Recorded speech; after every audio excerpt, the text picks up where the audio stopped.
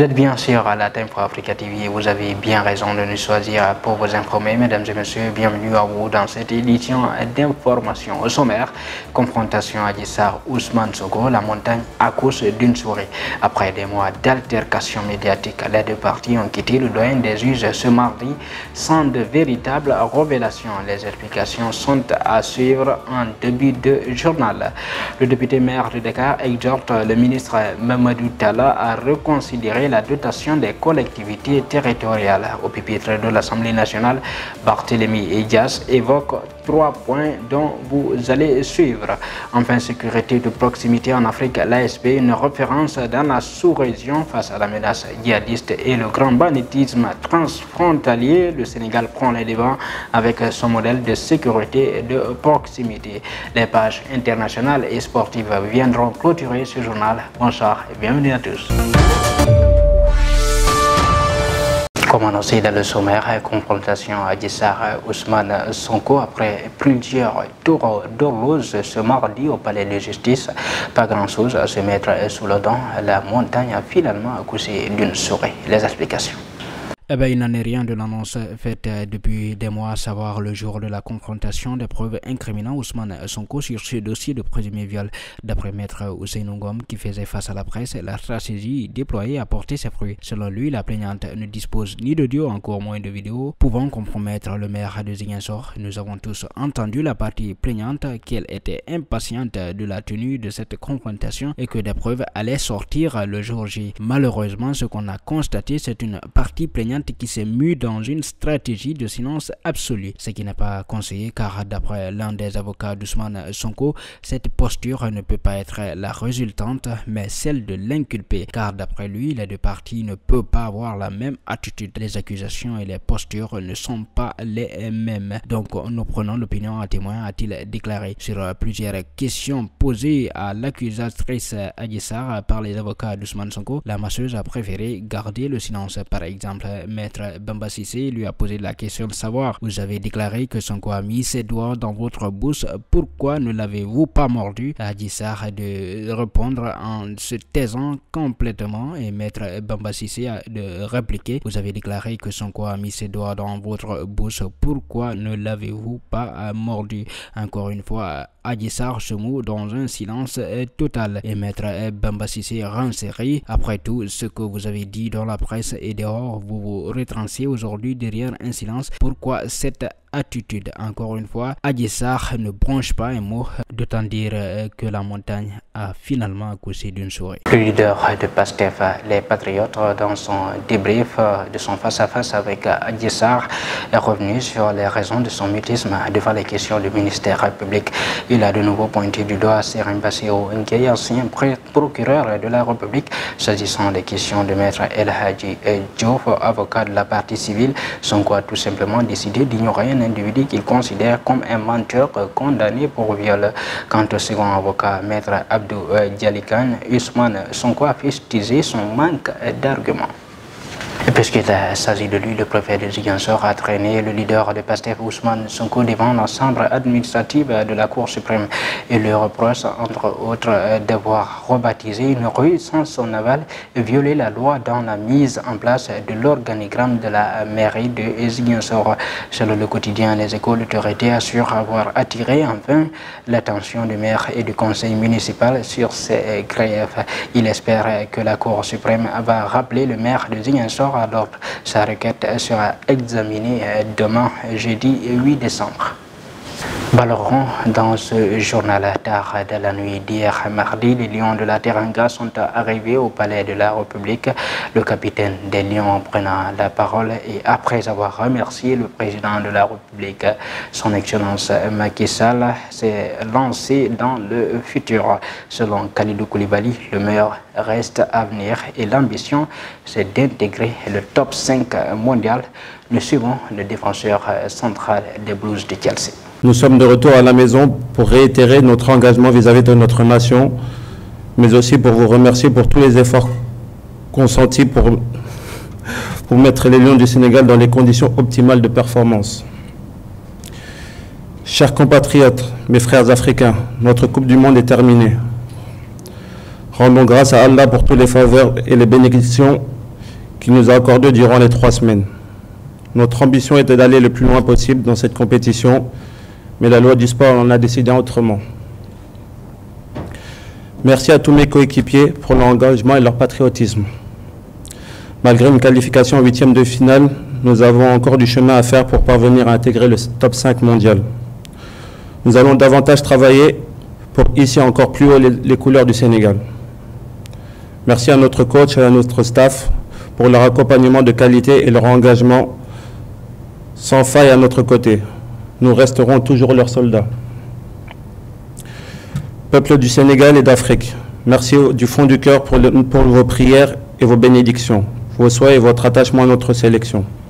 Durant toute la compétition, nous avons senti la présence de nos supporters et nous sommes très heureux de cela. C'est pourquoi nous voulions tous vous remercier. Merci à tous du fond du cœur, aux autorités politiques, sportives, aux dirigeants de la fédération, à tous nos supporters qui étaient présents au Qatar et à nos médias. Dieu veille sur vous et sur vos familles. À très bientôt pour d'autres challenges, Inch'Allah. Et puis, je vous le disais dans le sommaire, le député maire de Dakar, Barthélémy Dias, exhorte le ministre Mamadou Talla à reconsidérer la dotation des collectivités territoriales. Lors de sa prise de parole au pupitre de l'Assemblée nationale, le maire de Dakar a évoqué 3 points. D'abord, la grève de l'intérêt syndical des travailleurs des collectivités territoriales. Ensuite, l'application effective de la fonction publique locale. Et enfin, l'application de la deuxième phase de l'acte 3 relative au transfert des ressources. L'honorable député Barthélémy Dias. Monsieur le ministre, l'intersyndicale des travailleurs des collectivités territoriales ont déposé un préavis de grève depuis le 10 août 2022. Ça fait quasiment près de 120 jours, donc 4 mois, que vous avez reçu ce préavis de grève. Qu'est-ce que vous avez fait concrètement pour pouvoir satisfaire ces doléances ou à défaut pouvoir négocier pour obtenir de ces travailleurs qu'ils acceptent de retourner et rejoindre leur poste de travail? Monsieur le ministre, il s'agit de quoi par rapport à ces travailleurs? Il s'agit de la dignité du fonctionnaire. Le fonctionnaire, qu'il soit de l'État central ou un fonctionnaire local, ça reste un agent de l'État du Sénégal. Il réclame une revalorisation salariale. Je pense tout de même aujourd'hui qu'à l'heure où on parle de pétrole et de gaz dans ce pays, il semble que les finances publiques se portent très bien selon les dires de nos fonctionnaires. Donc je pense que cette revalorisation salariale devrait être tout de même une demande recevable. Le deuxième point, Monsieur le ministre, c'est l'application effective de la fonction publique locale. Alors là, j'ai un problème, Monsieur le ministre, parce qu'à la limite, c'est la loi.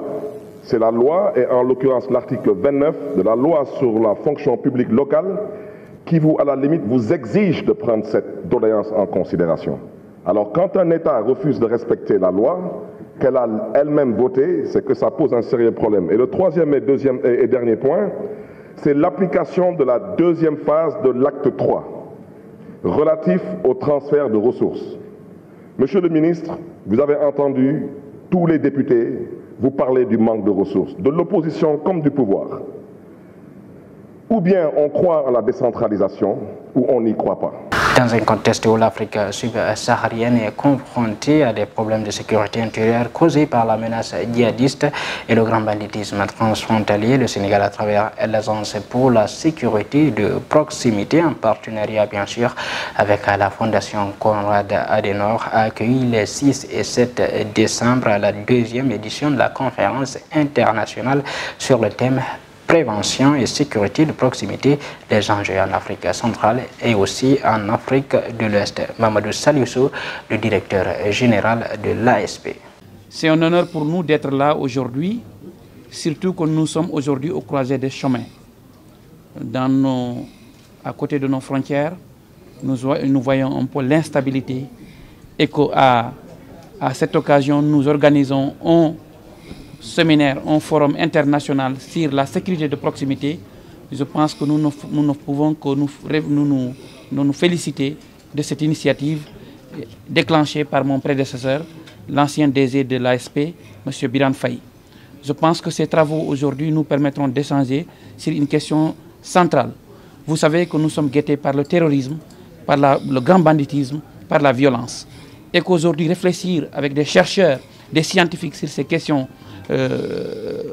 ne feront que nous permettre d'avoir des outils afin d'apporter des réponses précises à des questions d'actualité.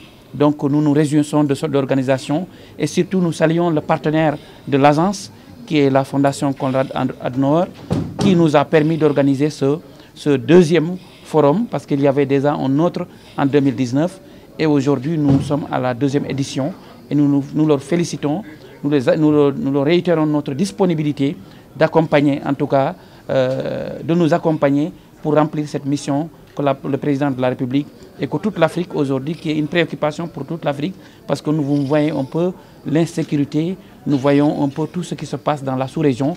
Et aujourd'hui, l'Afrique de l'Ouest doit encore une fois, en tout cas, mettre l'accent sur ces questions de sécurité de proximité. En bref et en image, le président de la République, son Excellence Macky Sall, a visité cet après-midi les chantiers du BRT attendus par la bus rapide transit.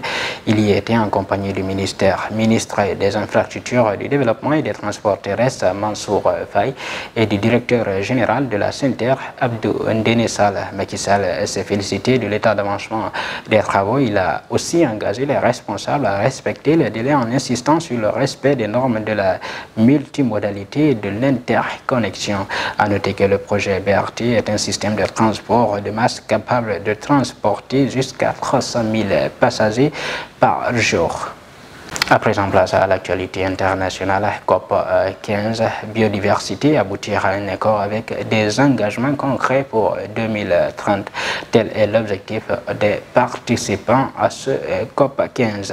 Allemagne, la police déjoue une attaque contre le Bundestag ce mercredi matin. Iran, troisième jour de grève et visite de Raïssi à l'université de Téhéran. Nous suivons les explications. Après 2 ans de report en raison de la pandémie et de la politique sanitaire de Pékin, la conférence de l'Organisation des Nations Unies sur la biodiversité, la COP 15, s'ouvre finalement ce mercredi 7 décembre à Montréal, même si elle reste présidée par la Chine. Objectif des négociateurs pendant les 2 prochaines semaines, aboutir à un accord international avec des engagements concrets d'ici 2030 pour protéger la nature. Et puis la radicalisation de l'extrême droite allemande n'est pas nouvelle, mais l'opération sans président menée ce mercredi matin 7 décembre en Allemagne contre un groupe terroriste suspecté de vouloir prendre le pouvoir va au-delà des dangers régulièrement évoqués. 3000 policiers dans 11 régions allemandes sur 52 interpellations, au total 52 suspects. Il s'agit de la plus grande opération contre un réseau terroriste en Allemagne depuis la guerre. Le groupe ne voulait rien de moins que la prise du pouvoir et une attaque contre le Parlement avait été prévue l'an dernier. Enfin, en Iran, cela fait maintenant presque 3 mois que le régime est confronté à une révolte sans précédent qui se traduit par des manifestations réprimées dans le sang, mais aussi par une grève de 3 jours ces 5, 6 et 7 décembre. Le président Ebrahim Raïssi s'est rendu à l'université de Téhéran, l'un des foyers de la contestation. Face au mouvement de contestation qui dure depuis près de 3 mois, le pouvoir ne baisse pas les bras. Le président Raïssi a prononcé un discours devant un parterre d'étudiants visiblement choisis sur le volet. Il a notamment affirmé que les restrictions sur l'internet et les réseaux sociaux, notamment Instagram et WhatsApp, étaient dues au fait que les ennemis utilisaient l'internet pour provoquer des troubles. Si le calme est rétabli, la situation sera différente, a-t-il affirmé. Maintenant, place à la page sportive. Le Sénégal est candidat pour la Coupe d'Afrique des Nations 2027. L'annonce a été faite par le ministre sénégalais des Sports, Yankoba Diattara. Et notre rêve d'ici 2026 est d'être la première équipe africaine à intégrer le top 10 ou le top 5 dans le ranking de la Fédération internationale de football association.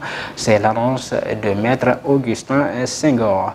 Et enfin, Qatar 2022, le Maroc, un exploit construit avec des idées claires autour de Walid Regragui. Nous suivons les explications. Dans son rapport de présentation à l'Assemblée nationale de son budget, le ministre des Sports Yankoba Diattara a informé que le Sénégal se positionnait pour l'organisation de la Coupe d'Afrique des Nations, non pas en 2025, mais plutôt en 2027, eu égard aux nouvelles règles de la Confédération africaine de football, la CAF. Les règles de l'instance pour abriter un tel événement ayant changé avec avec le nombre d'équipes qui est passé désormais de 16 à 24 équipes. Pour avoir l'agrément, il faut disposer de 6 à 8 stades pour pouvoir organiser la compétition africaine. Dans cette perspective, il est prévu la construction d'un stade à Saint-Louis dont le coût est évalué à 16 milliards de francs CFA. Et puis arrivé dans la nuit de ce mardi à l'aéroport Léopold Sédar Senghor, la délégation des Lions sont de retour au pays après l'élimination du Sénégal à 8e de finale de la Coupe du Monde. Augustin Senghor a tenu à s'exprimer sur la campagne des Lions avant de décliner les objectifs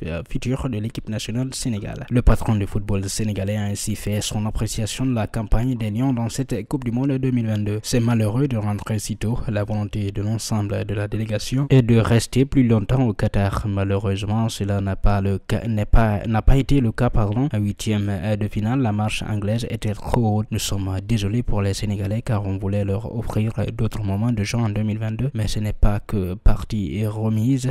Nous avons eu des contraintes en début de compétition, mais malgré cela, nous avons été parmi les 2 équipes africaines à sortir des poules. C'est mieux qu'en 2018 et j'espère qu'on va en tirer les leçons et se remettre des chantiers de la prochaine CAN 2023, a déclaré Maître Augustin Senghor, qui ajoute que l'objectif sera de garder le titre de champion d'Afrique tout en renforçant cette équipe. Enfin, Qatar 2022, pour sa 6e participation en phase finale de la Coupe du Monde, le Maroc s'est qualifié pour la première fois de son histoire en quart de finale en débarquant l'Espagne à 8e de finale du mondial au Qatar à l'issue des tirs au but, 3 buts à 0. Très souvent passé à côté de la plaque lors de ses participations à la plus belle compétition de foot au monde, l'Afrique s'est redonné en quelque sorte le mérite des louanges. De l'Est à l'Ouest, en passant par le Sud et surtout le Nord, le continent africain a sans doute explosé de joie pour célébrer la qualification d'une de ses nations en quart de finale de la Coupe du Monde au Qatar. Car la performance du Maroc, vainqueur de l'Espagne à 8e de finale après tir au but, est l'un des plus grands exploits de ce tournoi. Pourtant, c'est loin d'être un coup inattendu de la part des Lions de l'Atlas. Mesdames et messieurs, voilà qui met fin à cette édition d'information. Tout le plaisir a été pour moi de vous servir. Restez en notre compagnie où vous avez tout le temps les meilleurs programmes télé.